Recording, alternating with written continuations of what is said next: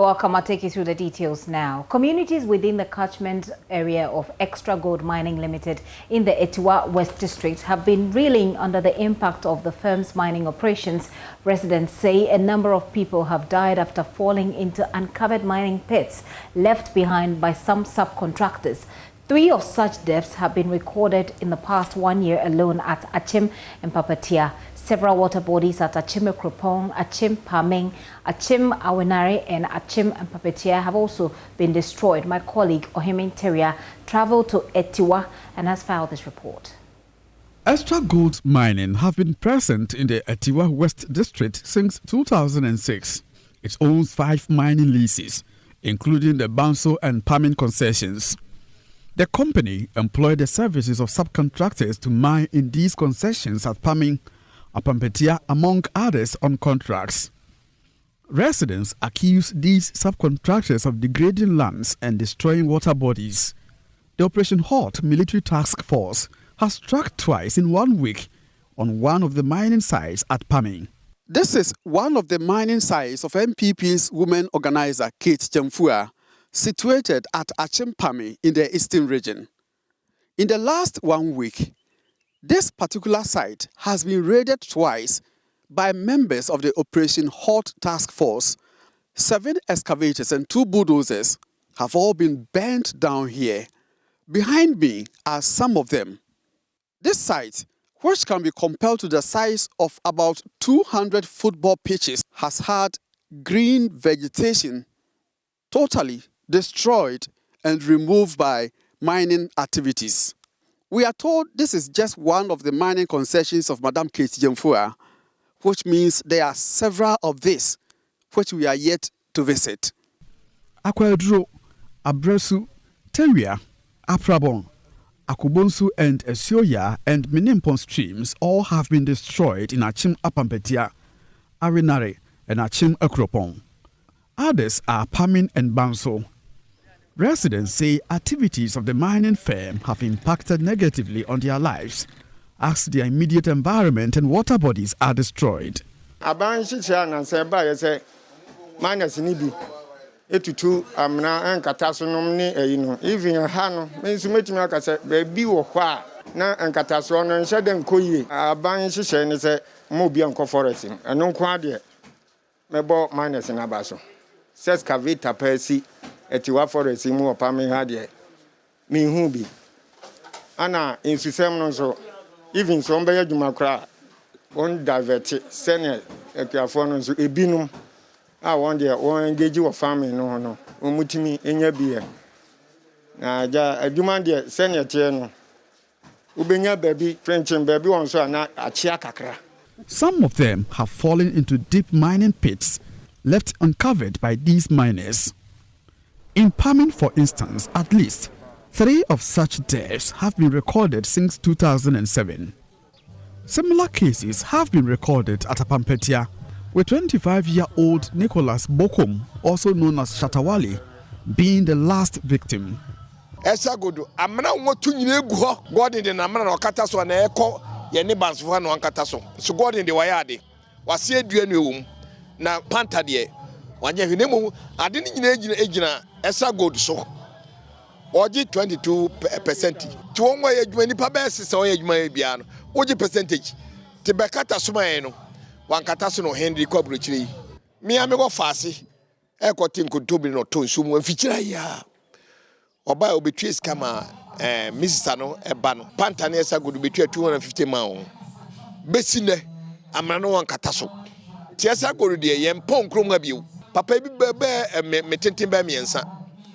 Na okuani kofo na medi wochi okotomo ongu. Enipa 3 me wo fase no. Ana brother baako.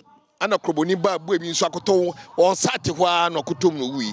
unresolved deaths and destruction to the environment has compelled the youth of Apampetia to come together to fight for the community. About 100 members of the concerned youth of Apampetia say they will resist any attempt by Extra Gold to mine in the area again. Albert Ofosu speaks for the group.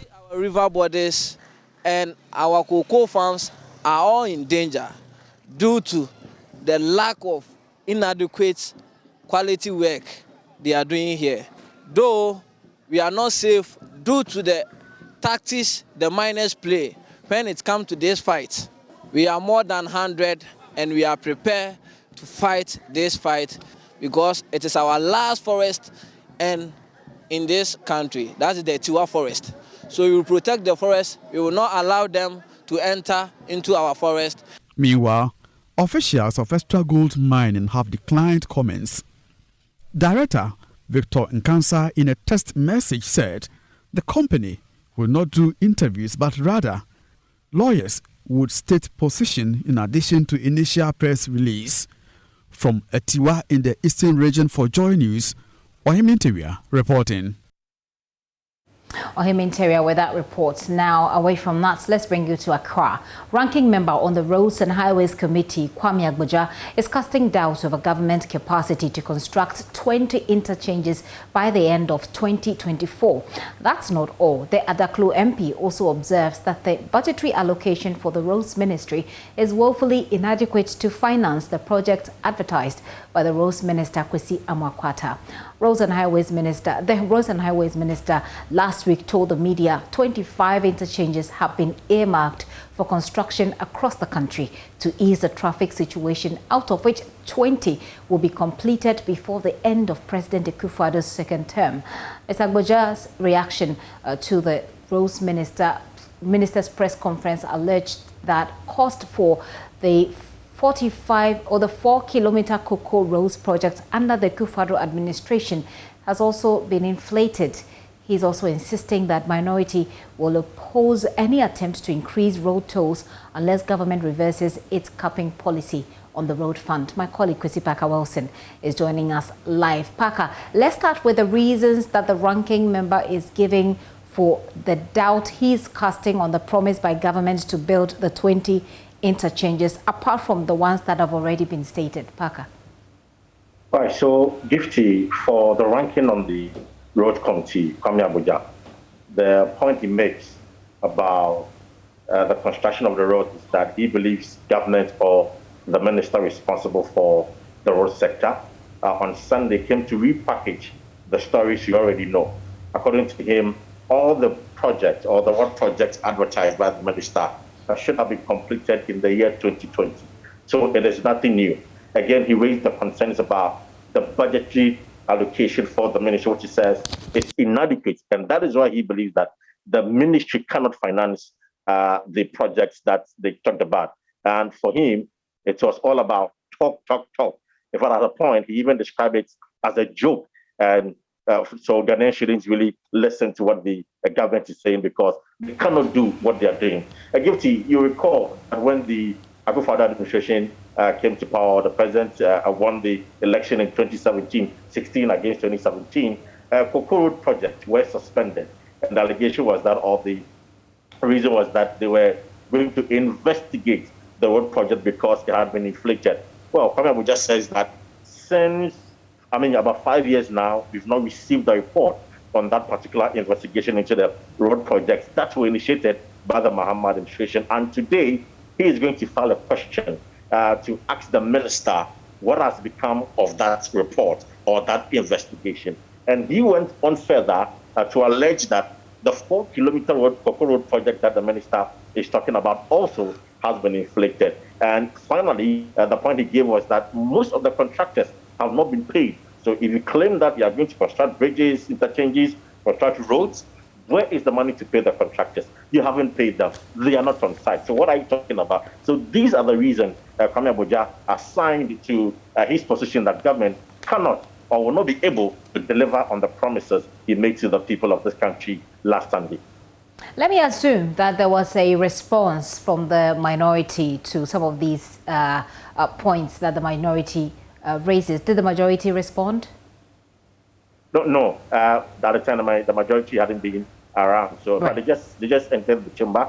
The speaker just entered, and so business just started. So hopefully, after business of the day, we'll try and get some quick reaction from those who are on the committee, especially the chairman of the committee. Okay, so quickly take us through what to expect in Parliament today while we wait for that response, if there will be any.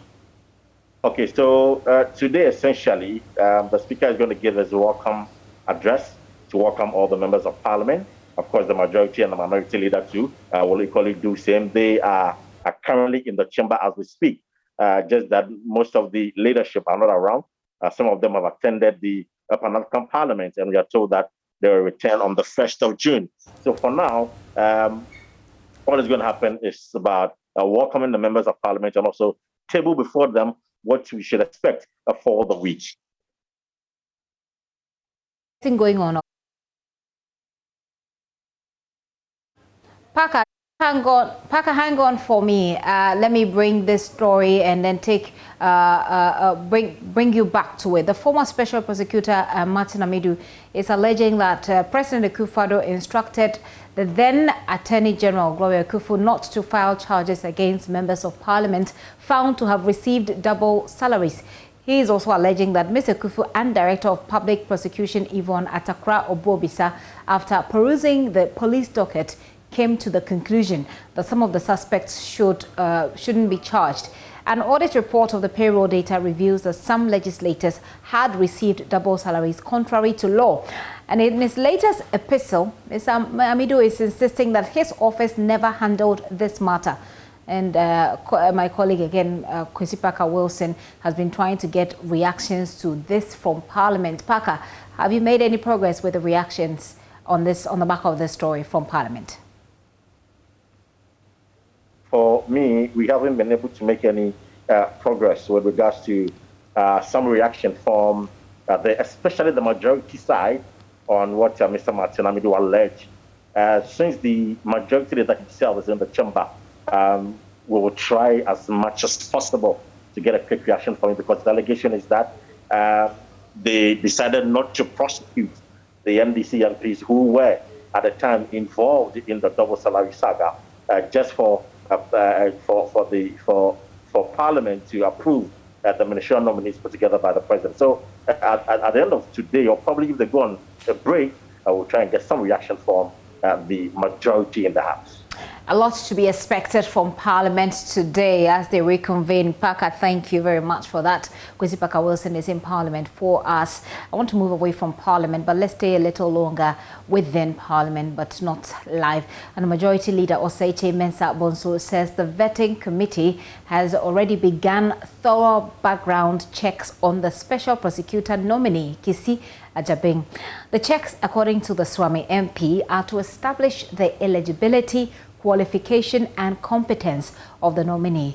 The Minority Leader, Haruna Idrisu, had earlier raised some concerns over the nomination of Kisi Ajabing as Special Prosecutor, arguing that the nominee lacks what he calls the credentials and weight needed to combat corruption. Mr. Osei Mensah Bonsu, in an interview with my colleague Kwesi Parker Wilson, however, observes that the competence of the nominee cannot be determined by the Minority Leader, but rather members of the committee. You want Parliament to expedite action by giving the sensitive position. You also want Parliament to do a thorough job in the background of the person to establish the fact that he has the competence, the qualification, the eligibility, and the competence to handle his portfolio. So we want them to do a thorough job. I would want to see a thorough job done by Parliament on the nominee by the President. So for now, we don't have a date for when he will be vetted by the committee? It is not for me to establish the date. Right. It's for the committee to establish their own date. And as I indicated, the chairman and some of the senior members are outside the jurisdiction. So they would, upon their return, establish the date for the Special Prosecutor. From the grapevine, you are told that the minority is upset and unhappy with the appointment of Kisi Ajabing as the Special Prosecutor nominee.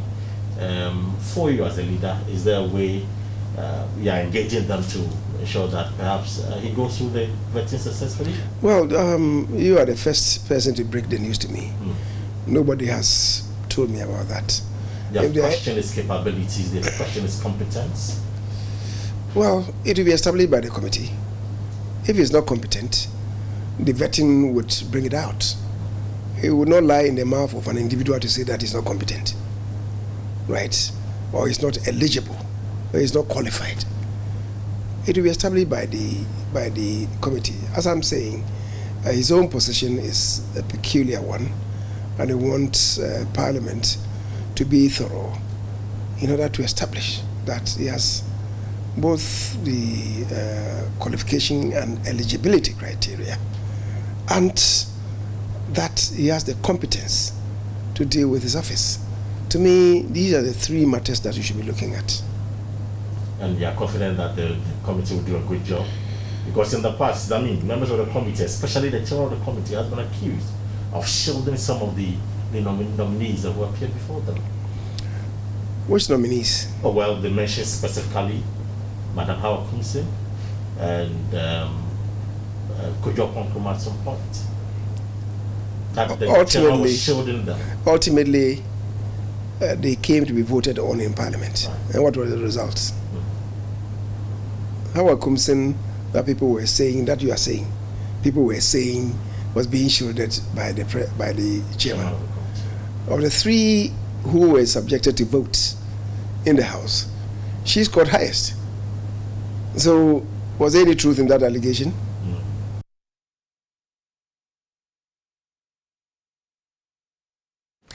Majority Leader Osechi Mensah Bonsuda in that interview with my colleague Kwesi Parker Wilson.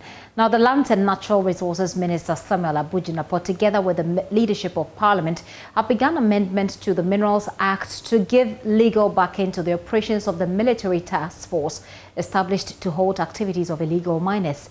The amendment, which is expected to be laid before Parliament, will incorporate the legalization of the burning of mining equipment, including excavators and chamfans.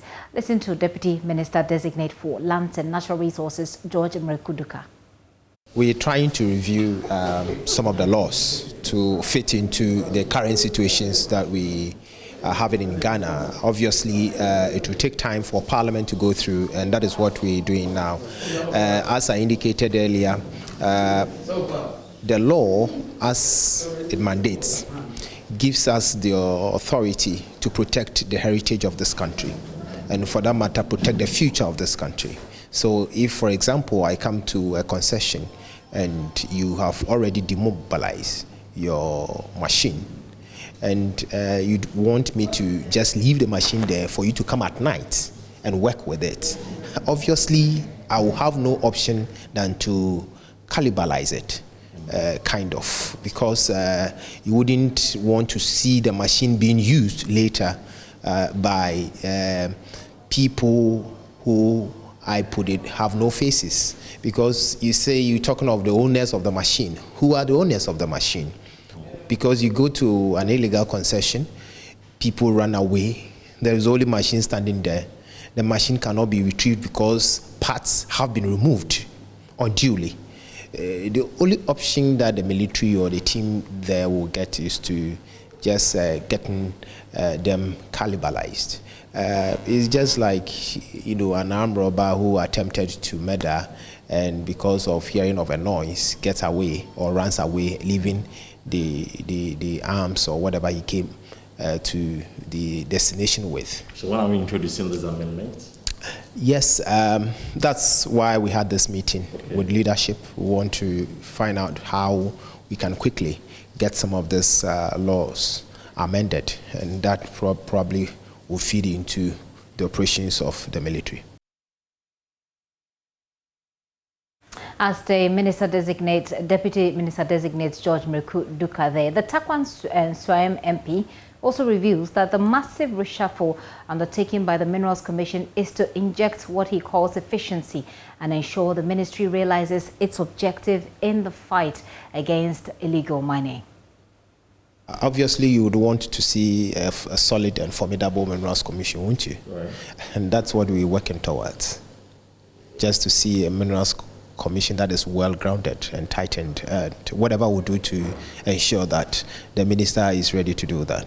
Is it the view that those who are currently occupying the position were not really working to deliver on the objectives of the ministry? They've laid very solid foundation for us to propel, and that's what any institution would want to see. You know, you have a team that qualifies you to the Premier, and you get to the Premier level, you want to have, you know, other refreshed, you know, players to get it going. So it doesn't mean those who got it from First Division to the Premier aren't good.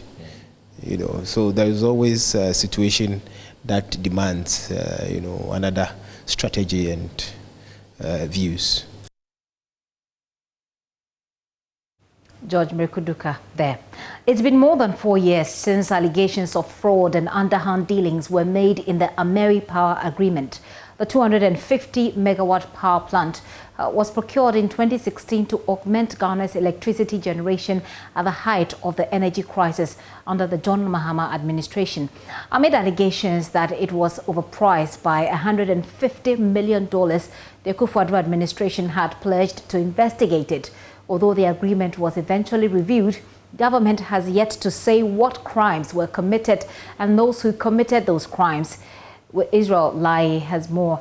He's the head of Energy Desk, has more in the following report for Total Recall. The ameripower agreement was one of those deals the New Patriotic Party, then in opposition, said was tainted with corruption.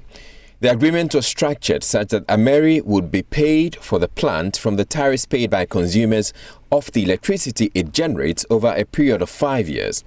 Dr. Baumia, who was then running mate to candidate Akufo-Addo, argued why the contract at $510 million was overpriced. The issue of the ameripower deal is one episode of issues bordering on corruption and the failure to ensure value for money for the people of Ghana.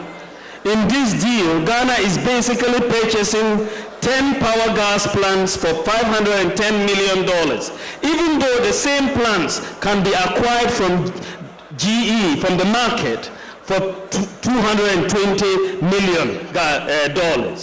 On assumption of power in 2017, President Akufo-Addo, in his first State of the Nation address, announced a review of all power purchase agreements, including the Ameri deal.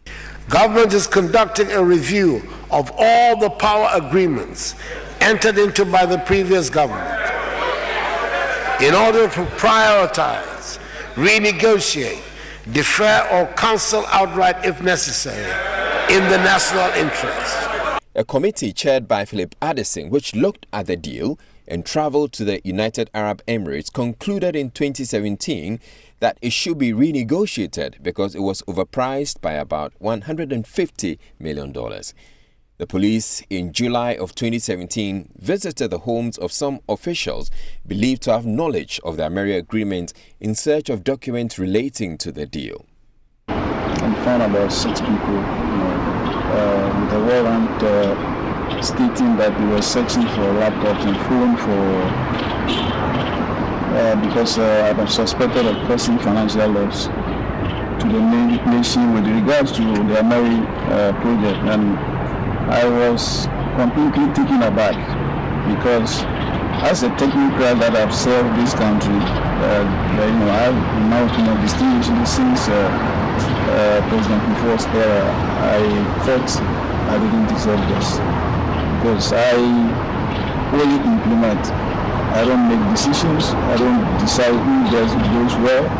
The equipment is acquired and I install, and I do it day and night, putting myself at risk to get it done. The Director of Public Affairs of the Ghana Police Service at the time, David Aklu, explained the CID officers had visited on a court order to look for evidence to find out if someone was culpable. What we did was to execute a warrant or a court order to search his premises to look for evidence in relation to an issue that the police wants to find out whether somebody is culpable or not. The renegotiated Ameri deal by then Energy Minister Boakye Jackson extended the duration of the agreement to 15 years from 5 and reduced the cost of power from 14.6 cents to 11.7 cents per kilowatt hour. This was, however, condemned by many as worse than the original agreement and was eventually scrapped and the minister relieved of his post. Even though no reason was given for the minister's dismissal, many linked it to the revision of the Ameri deal. It's been 5 years since Ghana procured the Ameri plant, which also means that it is time for ownership to revert to the country. Government has already indicated the plant will be relocated to Kumasi to resolve the power supply challenges being experienced in that part of the country. The Ministry of Energy has taken a decision. As we analyzed, we saw that it is best if we could get a generator around Kumasi. So the ministry has taken a decision that the ameripower plant should be moved to Kumasi. So efforts are being put in place to ensure that gas infrastructure is sent to Kumasi to feed the ameripower plant once that movement is done. When this is completed, our system will become even more resilient. Joy News is learning government has also initiated plans to take over ownership of the plant. As far as the investigations into criminality by the police CID are concerned, no prosecutions of the former ministers and officials whose homes were searched have been initiated. It is however not clear if government would ever make public the report on the investigations. As head of our energy desk, Israel Lai, with that report there. ONEP's liaison officer at the AU Peace and Security Department, Mr. Osei Bafo Frimpong, has called on the AU to review its responsiveness to security threats on the continent. His call comes in the wake of isolated security infractions on the continent, while members commemorate AU Day today. Osei Bafo Frimpong spoke with my colleague, Benis Abubedu-Lansa. Over the years, what the AU has done is to respond to numerous threats to peace and security with the support of the regional economic blocs in terms of decentralizing its structures to support regional economic blocs to also intervene in some of the challenges that we face. It has also developed policies and also frameworks with the support of the United Nations, several of them, to also help us to deal with issues of counterterrorism and issues of internal or inter and intrastate conflict and all that. It also has mediation efforts that it has taken over the years. You can talk of places like Mali, you can talk of places like Burundi, Rwanda, and how AU also play a role in restoring peace in some of these areas. But having said that, there are also challenges, especially in terms of the gap between our early warning response systems and also our early warning analysis. Most often, our responses are quite late in terms of responding to specific threats facing a particular member state. And that is where we need to strengthen that effort in terms of bridging the gap between early warning systems or early warning analysis and early warning response. That, for me, is very key. And secondly, AU has also been embarking on short-term solutions in terms of mediation effort. And mediation effort does not really address the root causes of conflict. It rather deals with superficial issues that led to the conflict. But in terms of the root causes of the conflict, it doesn't. And that is where we need peace-building effort, long peace-building mechanism. And peace-building is also a long-term which requires a lot of funding. And AU is one of the innovative means that AU institutionalized in order to ensure funding for its peace-building activities is the Peace Fund that is established. However, in terms of member states' contribution to the Peace Fund, has not been adequate. That is why AU largely rely on external sources of funding to promote its peace-building activities within the South, which has also not been sustainable. So in order to have ownership of the peace-building effort within the continent, states must also make effort to contribute substantial amount in terms of national budget to support the peace-building operations of the African Union. Benis Abubedu-Lansa there speaking to the AU rep there. Well, no school from the Volta region has won the National Science and Maths Trophy, Quiz Trophy since its inception 28 years ago. there is a burning desire to win the ultimate prize. As Chief of Sokwe Togbifoe Charlie III says authorities in the region are doing everything within their power to end the trophy drought. In an interview with Joy News on the sidelines of the Volta Oti Regional Qualification Contest in Ho, he stated that the NSMQ trophy for the region will generate the much-needed interest for the subjects. We'll bring you the full details of that report later. Up next, by the way, is Business with Daryl Kwao.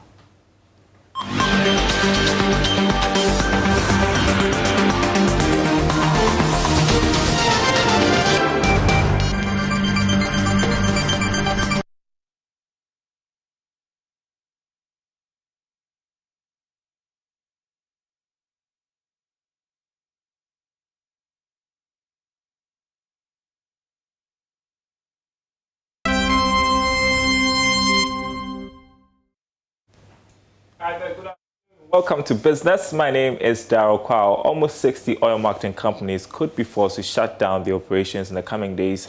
This is because the Ghana Revenue Authority has directed the bulk oil distribution companies to halt supplies to firms over non-payment of taxes. George Afe has the latest. Documents cited by Joy Business put the exact number of oil marketing firms that are said to be blacklisted at 58. These are companies that have collected taxes on behalf of the state but have failed to make the necessary deductions and paid to the Ghana Revenue Authority. These are levies and taxes that these firms have collected based on the liters of petroleum products sold to the market, as well as VAT collected especially for firms that are operating mini markets at these service stations since last year. While the Ghana Revenue Authority has been able to collect some, others can be described as irrecoverable for now. Based on these documents, the total debt owed by these companies can be pegged at 641 million Ghana cedis. Now, the Securities and Exchange Commission will announce an engagement series for sector players in the digital currency space to dialogue on how to regulate digital coins for transactions here in Ghana. To be known as the FinTech Roundtable, it is expected that the outcome of the engagement will help in formulating policies, rules and regulations for the blockchain. Deputy Director General of SEC, Paula Bibio, told Joy Business that there are various dynamics of the cryptocurrency space that need to be dealt with in an orderly manner.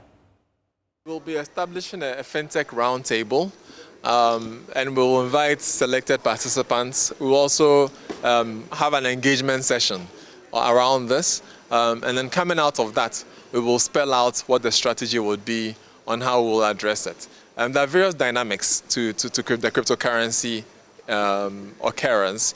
There's the actual blockchain technology, which can be deployed for other purposes. And then there is the, I would say, monetization of that technology and how it interacts with the real sector. Obviously, as regulators, we have concerns with money laundering, with how that will be dealt with. We have issues of security and traceability. And so those discussions have to be held. In terms of timeframes, I think once we form this work group, they will also come out with a roadmap on the implementation, and then we'll come out to the public once we have a sense of the direction that we'll take on that. Well, final one, packaging firm Royal Crown is poised to take advantage of the opportunities under the Continental Free Trade Area. General Manager in charge of sales, Gifty Mensah Kwako, says her outfit is in a better position to assist other businesses hoping to export their products to markets in Africa with packaging that meets standards. We're seriously working on that because we're doing the export, and it's in the ETLS regime. So we've explored how the Continental Free Trade is going to also work and see how we can take advantage of that, because we also have to think of our clients outside. If they don't benefit from the after, then it becomes a problem. They wouldn't want to buy from you. We have other, it's an open market. We have other competitors, not even Ghana, coming to set in within the sub-region. So we trying to educate ourselves to see what we can do, and then get to some melting point where we can both have a win-win situation. So of course, yes, we are taking advantage of it. Whatever is in there, if it's going to favor us, why not? And we have more business news coming up on the marketplace at the top of the hour. Sports is up next. We'll be talking rugby with Muftau. Do stay tuned. Hello, welcome to Sports on Joy News today with me, Muftau Nabila Ablai. Rugby Africa is worried about the current impasse in Ghana Rugby Football Union that has led to the suspension of its president and chief executive officer, Herbert Mensah. That is according to compliance manager, Sakut Amenga.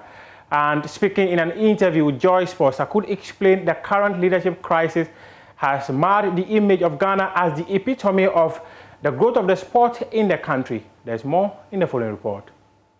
Compliance is an audit unit within the Ghana Rugby Football Union with the core mandate of measuring good governance in accordance with global standards. The local rugby governing body is not only obliged to comply with its own internal governing processes, it also has to ensure compliance with international governing standards set out for the game. However, some board members of Ghana Rugby have refused to obey Africa Rugby rules by convening a meeting to suspend Herbert Mensah as Chief Executive Officer and Board Chairman of Ghana Rugby after a 9-point petition by the Ghana Rugby Union Players Association. Of the 4 people who were in the meeting, one of them, Intanyako, is not a board member of Ghana Rugby. The mandate of 2 board members has expired and therefore do not qualify to sit on the Ghana Rugby board. They are Ako Wilson, a representative of the Ghana Rugby Union Players Association Grouper, and Abdul Aziz Issa, president of the Greater Accra Rugby Association GARA. Compliance manager of Ghana Rugby, Sakut Emega Etigo, tells Joy Sports Africa Rugby is concerned about the recent developments in the local union. Considering that Ghana has become like a beacon of hope for this game in West Africa in the past couple of years, it said that Ghana has now become a member of the Africa Rugby, has become a member of World Rugby within a very short period of time. And there's a tournament ahead in which they expect Ghana's participation. And all these things make them worry about the future of the game in Ghana. Okay? They expect that the standards are upheld. And so, yes, of course, they must be worried. Yes, of course, I think about whether or not we can participate in the game. Sakut Emega Etigo also revealed to Joy Sports he has already warned the 4 persons about the consequences of their actions. If people who really have Ghana Rugby at heart, who know very well the amount of investment that has been put into Ghana Rugby for the past couple of years to bring Ghana Rugby to this level. Before, Ghana Rugby didn't qualify for any competition anywhere, didn't play in Africa, even West Africa, anywhere. Now Ghana Rugby is playing, has won several tournaments, several laurels. You are speaking for players who refuse to accept what you are saying on their behalf. You are making all kinds of allegations, and you have no capacity or authority whatsoever to do what they're doing. You have to ask them, do they really think about Ghana Rugby? Despite the leadership issues in Ghana Rugby, the national team are fine-tuning their preparations for this year's Rugby Africa Cup, which will come off in Kampala.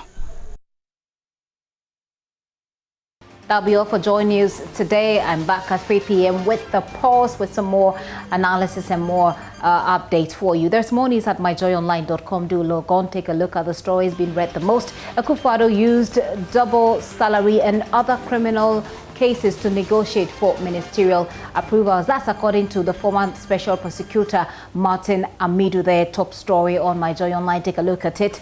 Other stories there you can find scrolling right there beneath the bottom.